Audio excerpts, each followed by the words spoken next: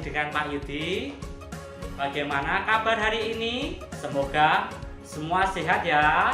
Pada hari ini kita akan belajar tentang tema 8, lingkungan sahabat kita.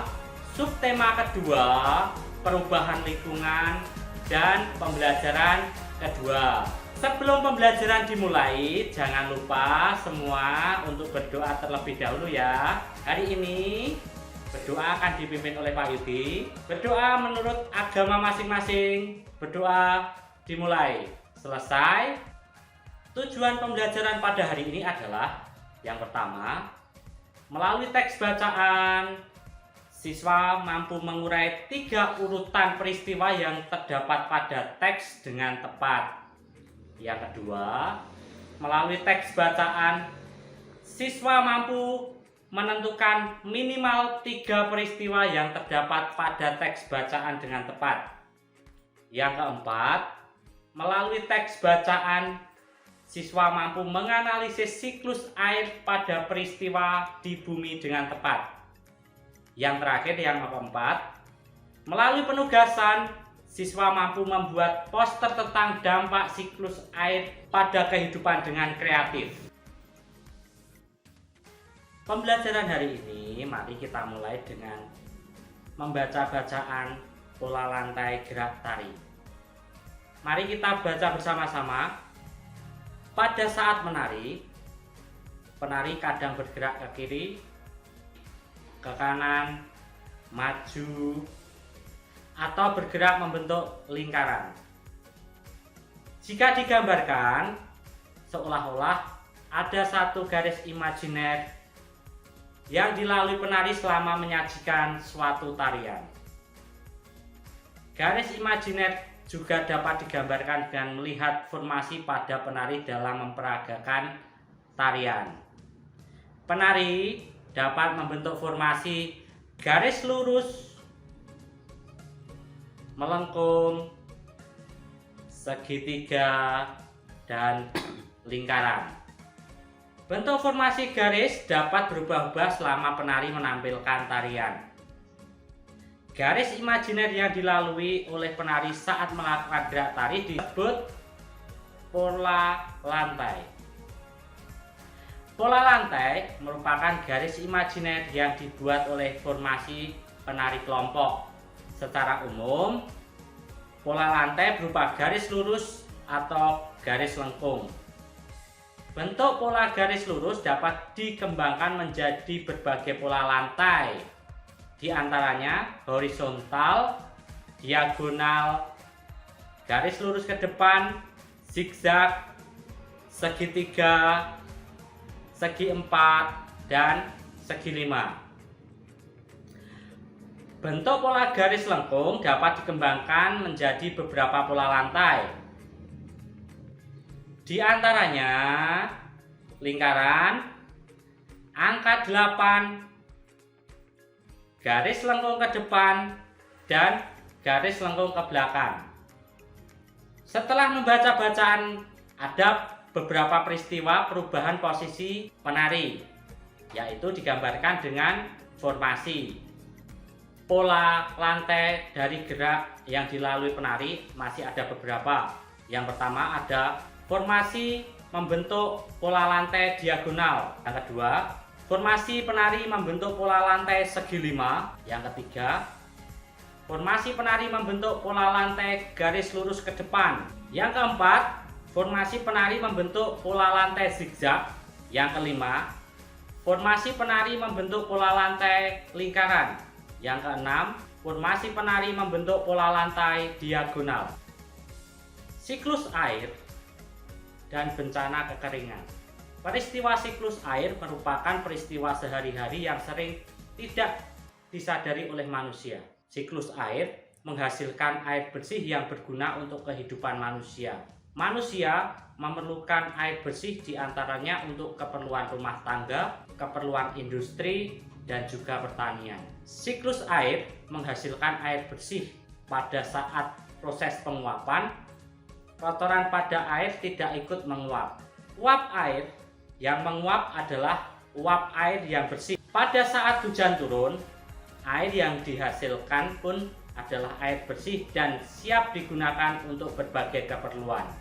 Air hujan yang jatuh sebagian akan diserap oleh tanah lalu menjadi air tanah. Air tanah adalah air yang mengalir di bawah permukaan tanah. Air ini biasanya lebih jernih dan bersih karena sudah tersaring oleh lapisan air dan akar tumbuhan. Untuk mendapatkan air tanah, manusia membuat sumur dengan cara menggali lubang. Air hujan yang tidak terserap oleh tanah akan terus mengalir menjadi air permukaan. Lalu, air itu menuju tempat yang lebih rendah seperti sungai, danau, dan laut.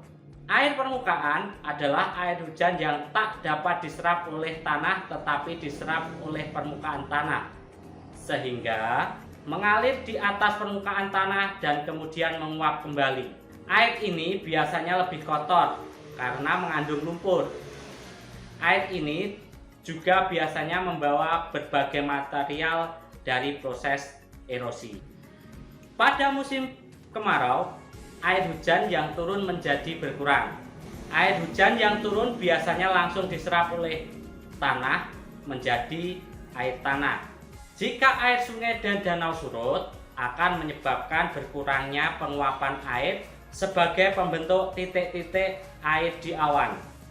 Akibat dari semakin sedikitnya awan adalah semakin berkurangnya curah hujan.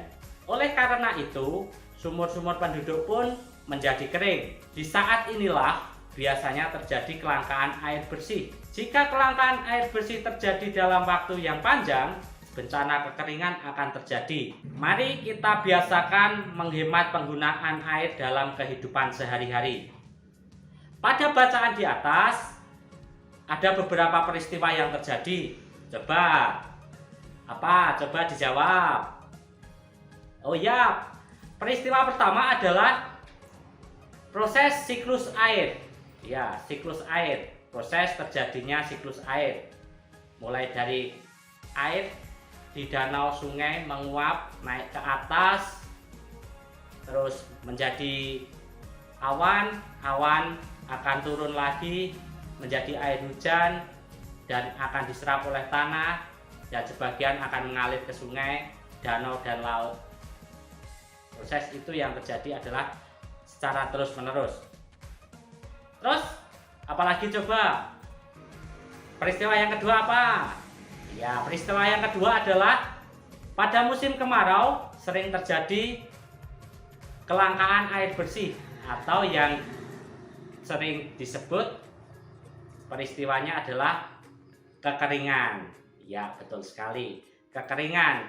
Kekeringan di sini diakibatkan karena terjadinya kelangkaan sumber air bersih yang berkepanjangan. Pada pembelajaran hari ini kita akan membuat poster.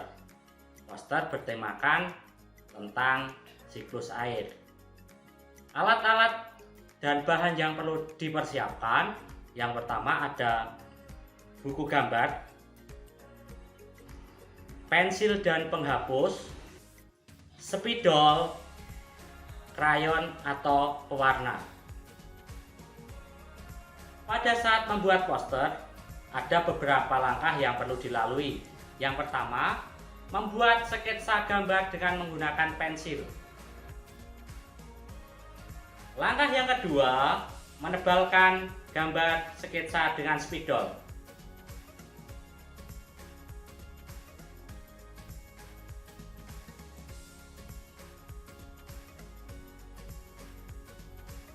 Hati-hati ya.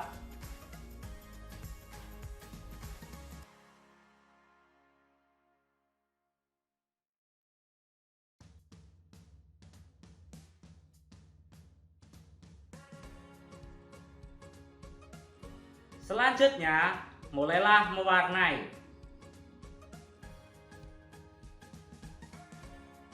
Boleh diawali dengan warna hijau.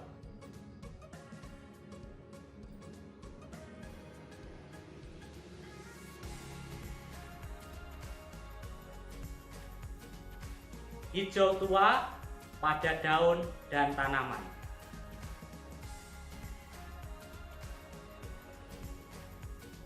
hijau muda,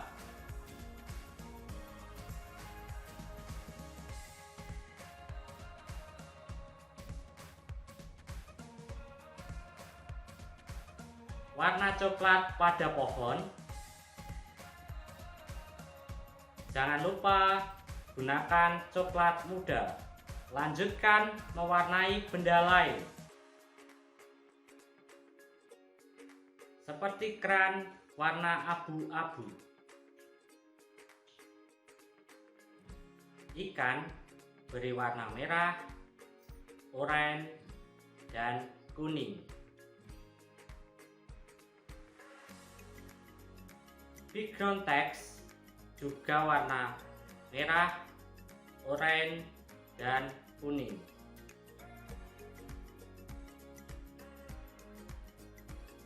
Kita akhiri dengan mewarnai laut dan langit dengan warna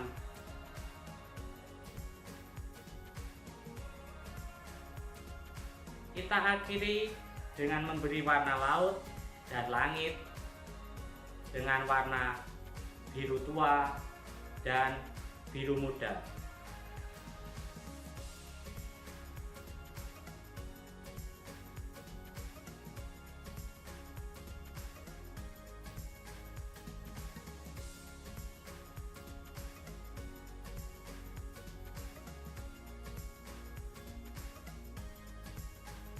Demikian rangkaian atau langkah-langkah cara membuat poster.